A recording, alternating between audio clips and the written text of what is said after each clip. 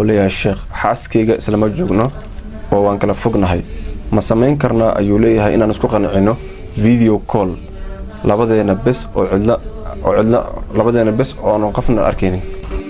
وانتشت روحي وصار الدمع يجري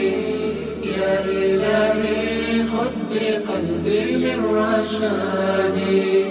أشرقت نفسي بنور من فؤادي حينما ردت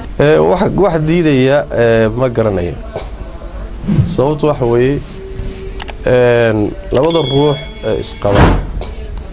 haday wada joogaanna cawradoodu waa isu banaanta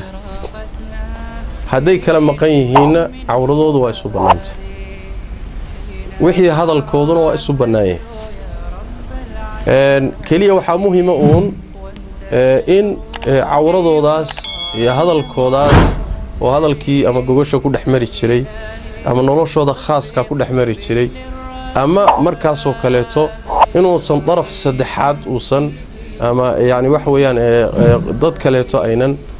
arinta iyada aynan arkaynin ama daawanaynin ama ayna ka warhaynin baa laga maarmaana laakiin ma garanayo wax farqi oo u dhaxeeya marka la wada joogo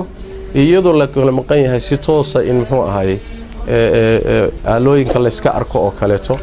in loogu wada xiriiro wixii xaaje lagu gudan karo lagu guto hadii la gudan karo wax yaani farqi oo u dhaxeeya ima muuqdo in isku mid tahay baa ay muuqdo wax dhibana igala muuqdo wallahu a'lam